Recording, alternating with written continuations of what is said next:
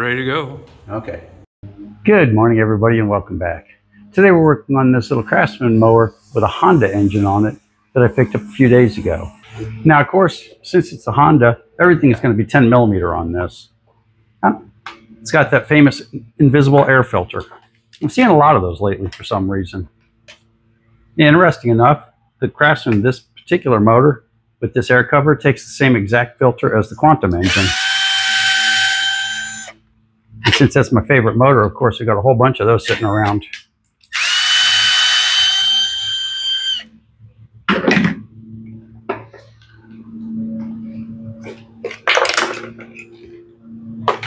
Okay, let's get this mess out of the way.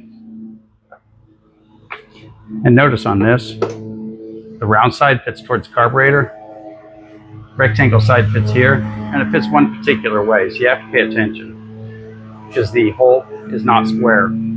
Well, it is square, but this isn't square. Just gently pull the gasket off. That gasket is definitely savable. Now the fuel's off, so we're going to go ahead and pull the fuel line. Easy peasy. Well, usually anyway. There we go. Now we're going to pull the governor spring and a linkage. And the carburetor's off that easy. This one's easier than most. So note that this spring, a lot of people wonder what this spring does. This spring actually keeps tension on this so that the bar going back and forth quickly doesn't wear this out over time. That way the bar's not like rattling around in the hole. And when the hole does get a little worn out, it'll still stay to one side and work the same way it should. So let's take this over to the bench and get her cleaned up real quick.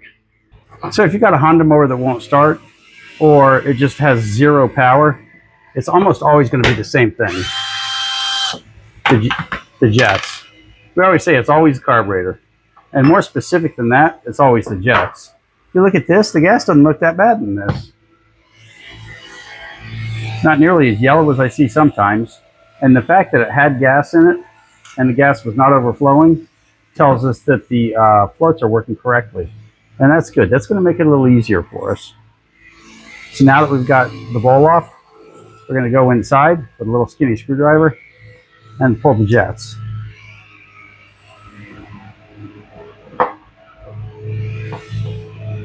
Now this one came out super duper easy, but be careful when you're taking the jets out because you don't want to strip that. Okay, so now that we've got that out of the way, we're going to look inside and find our best path. And if you look deep inside here, you'll see the tip of the emulsifier. Sorry. There you go. With a little luck, you can see that. It's a little brass thing all the way in there. So now that we've got the jet loosened, we're going to go push down on the emulsifier until it pops out the bottom.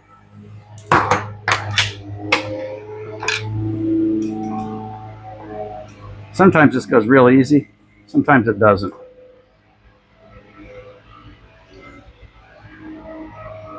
In this case, it went down a little bit really easy. Now I'm going to hit this on the edge of the counter here. I'll show you what we do. I'll hold my hand underneath it to catch things. There you go.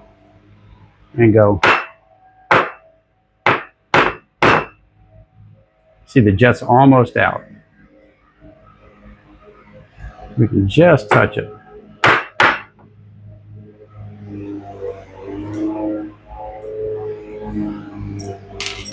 And there we have it.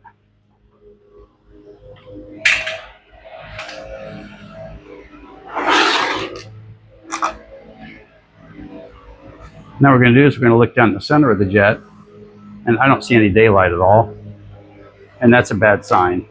And we're going to check the emulsion tube, and it doesn't look all that great either. So what we're going to do is we're going to take the jet and run a wire straight down the middle. That's what you do on a Honda. A little bit different on a Briggs motor. Now, blow it out, and now I can see daylight through the center of it. So I'm pretty happy with it. So now we're going to do the same thing here.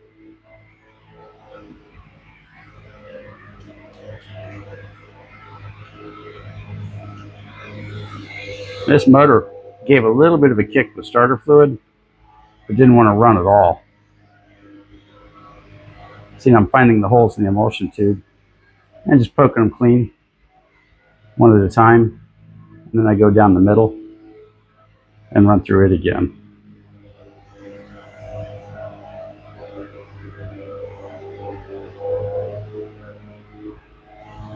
I remember the first time I cleaned out an emulsion tube.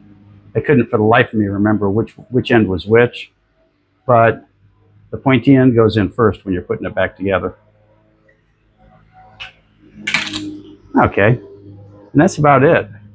And that's the path for gas in this engine. It looks simple.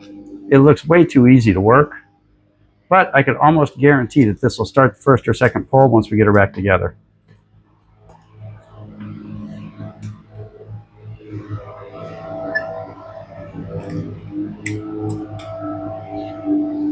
Okay, tighten, tighten, tighten.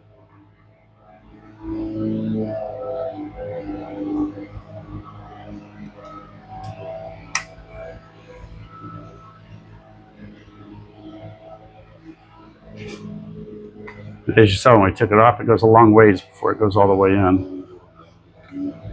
Okay, that's pretty good. Let's get the float back on. And we're not playing with the rest of it because we know the float works correctly.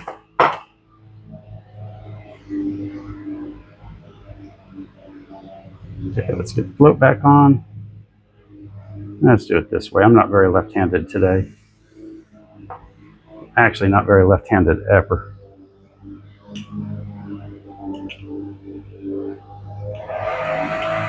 There you go, and she settled in nicely. Put the pin back in, put the bowl back together, and she's ready to go back on. We spent 5 or 10 minutes fooling with it, and she's ready to go. Of course, if you don't do them very often, it may take a little bit more than 5 or 10 minutes, but be patient. Always, always, always take your time when you're doing these.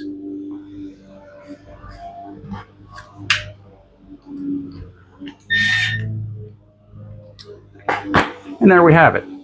We didn't use the ultrasonic, we didn't do anything but clean up the jets on this one. And I'll bet you a nickel she starts right up. Let's go put her back on.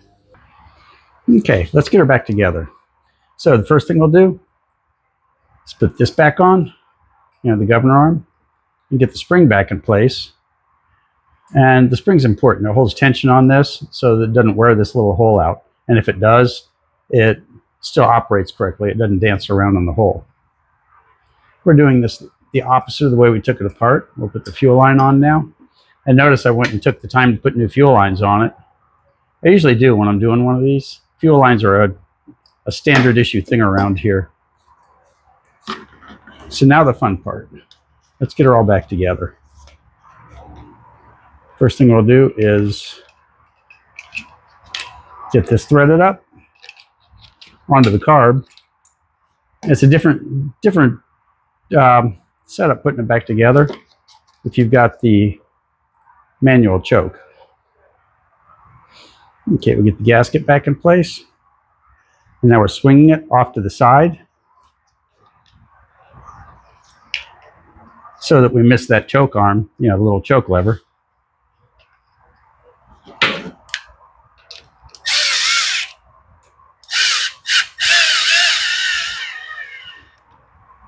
Notice we're going very gently. And then we're going to check and make sure. There you go, that's good. We're going to check and make sure everything works correctly. We'll peek inside this little hole. And our choke is opening and closing correctly. And of course, the little click here. And then as soon as you start it up, she'll open right up. So now, let's open up our fuel line. Let's scoot you on just a little bit more.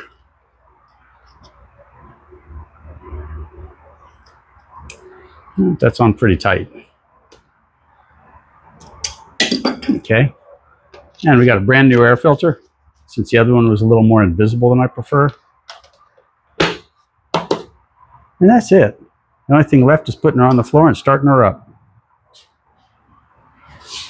Notice that it needs a new governor spring, but I'm going to order that later. I put a kink in this one just so that we can test it.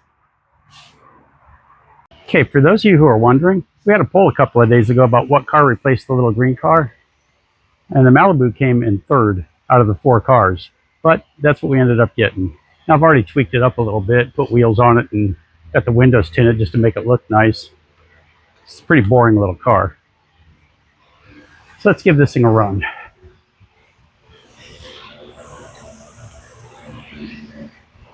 Put it in full choke.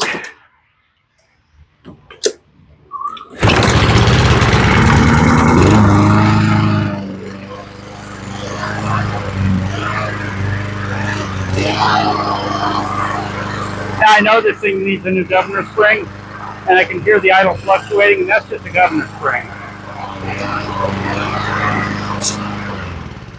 It looks like it runs pretty good. A little bit of smoke, but she's been sitting for a while. It's really that easy when mower won't start. 95% of the time, it's going to be the carburetor, and 100% of the time when it's the carburetor, it's going to be either an air leak on the back of the carburetor, which will make it run funny, or a clogged jet, which will make it not start at all. So all you new people out there, if you made it this far, you might as well subscribe. It's free, and it's what we work for. So thanks for watching, and we'll see you next time.